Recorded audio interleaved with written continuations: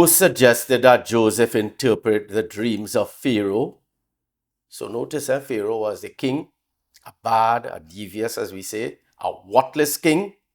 But the focus is not on the king, but who interpreted those dreams. Who really suggested that Joseph could be useful? You are 17, your brothers sold you into slave because they were jealous. God raised you up. That's a great lesson for us. That's a great lesson for us. Sometimes in our world, in our life, we go through that sense where, nobody likes us. We feel we are the ugly duckling, the brown sheep, the red sheep, the blue sheep. But when God puts his hand on us, whether we red, white, blue, or yellow, we have worth and dignity. So who suggested that Joseph interpret the dreams of Pharaoh? The cupbearer. Where would we find that? Good old Genesis and Company, Genesis 41. So keep your hand on 12.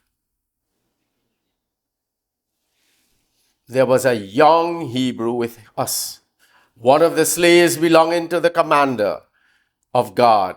We told our dreams to him, and he interpreted it for us, telling each of us what the dreams meant.